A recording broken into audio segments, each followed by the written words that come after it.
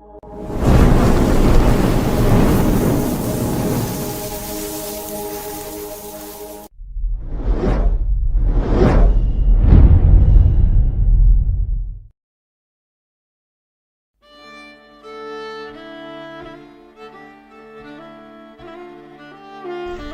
ago, the Baal Shem Tov had a Talmid, his main Talmid, the Magid BeEzrat. And the Magid BeEzrat had several great Talmidim. One of them was Rabbi ZUSHA. And Rabbi ZUSHA and his brother Rabbi Elimelech lived in horrific poverty. But there were enormous Talmidei Chachamim, miracle workers. Their blessings on people, and when they blessed somebody to become rich, came true. To just show you what kind of sages we have in our nation, what kind of sages we're related to. You can call these people your grandfather. You can call these people your distant uncle. This is where we're from. Rabbi ZUSHA comes to his Rebbe one day, says, the Magid BeEzrat says, Kvod Harav, I cannot afford to marry off my daughters. The Magid BeEzrat says to him, you have to marry all of them now? He goes, no, just one. Just one I have to marry off now. So how much is it going to cost you? He says, 300 rubles. So the Magid BeEzrat says, his rabbi says, here. He takes out of the safe 300 rubles. He goes, yeah, I'm going to lend you this money now. Go collect some money. When you collect, if you don't have one way or the other, you know you have it. You have it to go marry off now, but go collect whatever else you need to collect to get the 300 rubles otherwise. Because it's not like he was rich himself, but he took care of his Talmid. So Rabbi ZUSHA started to go. Now he didn't give him money for traveling. He gave him money to wed off his daughter, so he couldn't use the money for trains and things of that nature. So he started walking to different cities and different towns. Eventually he gets to another city to go collecting, to try to get some tzedakah. And when he gets there, he sees that in the market there's a huge commotion. Huge commotion over there going on. He comes close, says, what happened? He sees there's a woman on the floor, passed out. What happened to this woman? He says, no, you understand, the husband died, and she was, her daughter is an orphan from her father. She didn't have anything, and she has worked her whole life just to get 300 rubles so she could marry off her daughter. And she found a chatan. They have an agreement that she's going to give 300 rubles to help them, and the agreement is that they're going to get married. Okay, so what happened? On the way to the wedding, she lost the money. Now the wedding's off. She passed out. As soon as she found out, she passed out. And every time we try to wake her up, she realizes again she lost the money for her daughter. Her daughter can't get married. Not only she's an orphan, she also can't get married. She passes out again. We don't know what to do. So Rabbi ZUSHA gets close to her. Excuse me. She opens her eyes. She's about to pass out. Goes, oh, don't pass out. I found the money. Why? In his mind, he said, wait a minute. I have 300 rubles. She lost 300 rubles. What does that mean? To us it means, thank God I have 300 rubles, right? To the Rasha it means, oh, I'm lucky he's not. To the Tzaddik, it means, I have 300 rubles and she needs it, so therefore it's an opportunity for me to give them.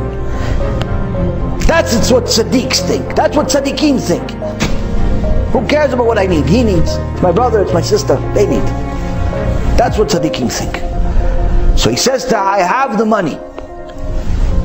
She says, you have the money? She woke up. Really? Where is it? He goes, well, listen. We have a law, we have a Torah, so please tell me some signs.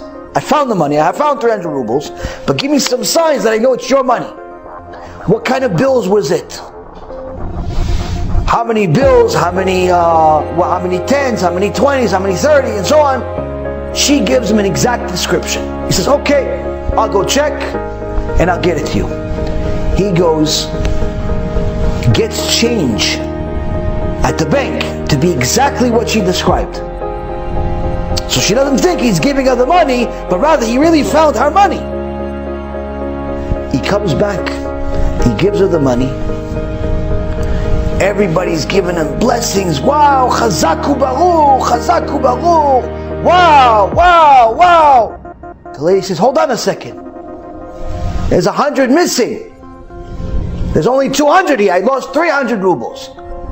So Rabbi ZUSHA says, yeah, that's my fee. It's my commission. Finder's fee. Everybody says, what? Finder's fee? You Rasha Merusha. You're going to take a finder's fee from an orphan. You're going to take a finder's fee from a poor lady. She just passed out, almost died because of this. You're going to take a finder's fee. He says, listen, I got a finder's fee. They start cursing him and yelling at him. No one realizes it's his money. And they start yelling and insulting him and said, listen, we're going to take you to Bet Din. He says, take me to Bet Din. They go to Bet Din. Rabbi says, no, what's the problem? He says, Rabbi ZUSHA says, listen, she lost 300 rubles. I found it. And I gave her 200 back. I took 100 back for myself. What? It's a finder's fee. The rabbi was big Talmid Chacham. Says, listen, there's no such thing in the Shulchan Aruch. Shulchan Aruch doesn't say there's a finder's fee.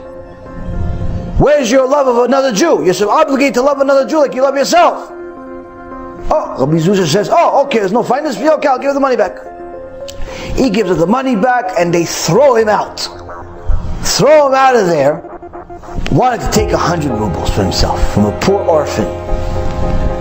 Now the rabbi that was at the Bet Din knew that Rabbi ZUSHA, his rabbi was the Magid Mimezrich, the Gdol Ador.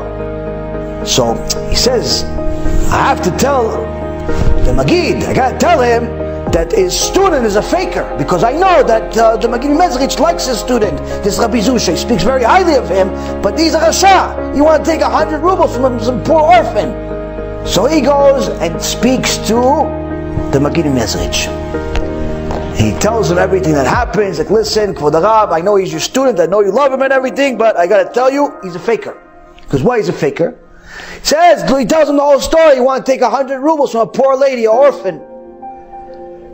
So the Magid Mezrich smiles at the other rabbi and he says, my ZUSHA, I know my ZUSHA. I know my ZUSHA did not take the 300 rubles. Those 300 rubles are my money.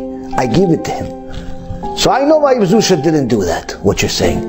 I just don't know why he did what he did though. That I have to ask him. So let's bring him in.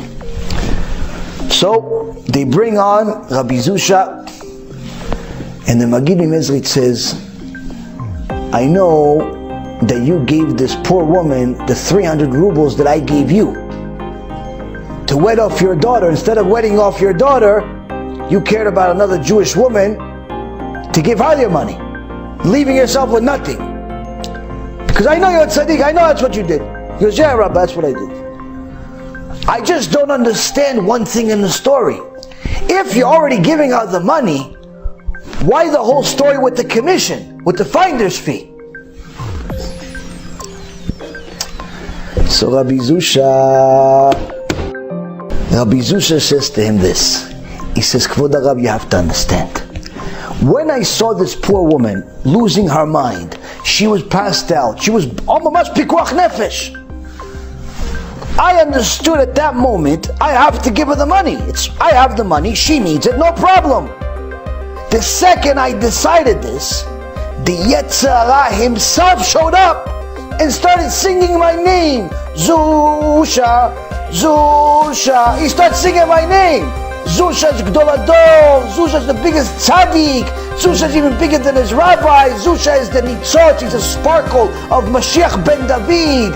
ZUSHA is this, ZUSHA and that. And everywhere I'd go, he wouldn't leave me alone. I went to go get the change. I thought he was going to leave by then. He started singing even more, brought some friends. ZUSHA, ZUSHA. I started singing my name, Tzaddik, Tzad. I said to him, you know what, Yetzer Hara, you know what I do to you? After I finish with you today, you're never going to come back again. So I knew I had to do something. I had to do something to get this Yetzer Hara out of my head, making me think I'm a tzaddik, making me think I'm a gadol, making me think I'm anything. I had to get this Yetzer Hara out. So what I do? I told him, listen, I want to find this fee. And after all the embarrassment and the insults that I got, the Yetzer Hara not only ran away, he hasn't been back since. That's how tzaddikim are made.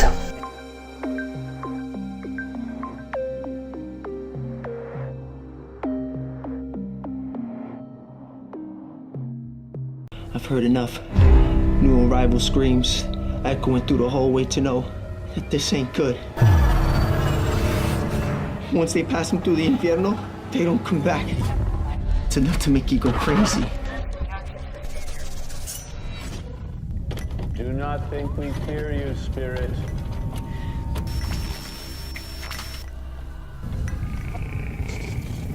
We know your power is born of evil. This is your last night in the land of the living. You understand me, malevolent demon?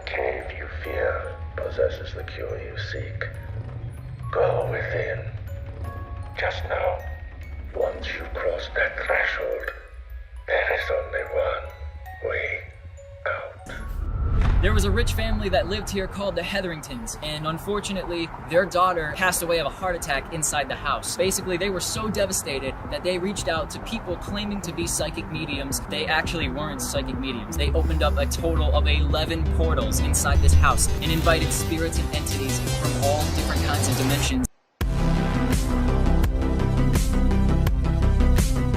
Well, I think there are certain pieces of evidence that there is an afterlife. Resurrection of the dead is affirmed pretty clearly in the Talmud and the Midrash. To be honest with you, to give this lecture is a nightmare. If it was up to me, I wouldn't. There's going to be some graphic details. This place is a maze. The person after death went to a place called Sheol. This is by far the largest near-death experience study that has ever been conducted. People go to a place and they experience weird things. And sometimes they actually will see a character of some type. Well, where did that come from?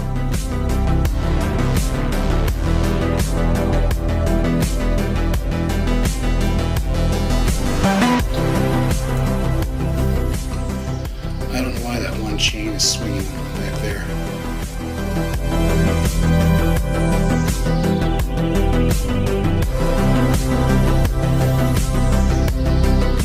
They may describe feeling profoundly peaceful, seeing a bright, warm, welcoming light. Some people describe watching doctors and nurses working on them with incredible accuracy. Next thing I knew, I was above my body watching the operation. How long did you feel like you were gone? I went to a place of timelessness. And so what that means, it could have been a second, could have been 5 minutes. I don't know.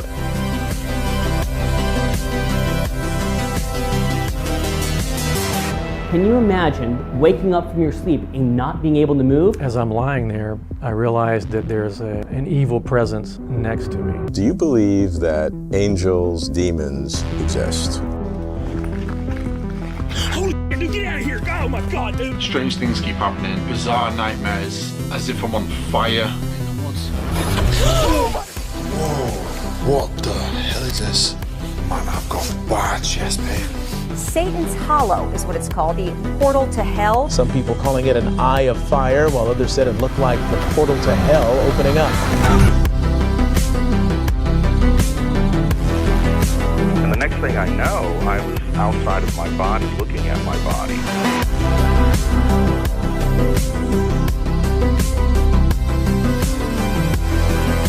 What I'm going to do is called claromancy, the art of throwing lots or throwing bones. 2,000 years of experience, passed down, recorded, of how demons work. God has them all on a leash, and he lets the leash go enough to let them tempt us, because that's what makes us spiritually stronger. I'm trying to be as graphic as possible so you understand what we're talking about. It's your ticket to reality. It's your ticket to freedom. It's your ticket to immortality. Is there an afterlife? Is there a God? This is the type of information that can keep you away from the Yitzhak. What happens to us after we die?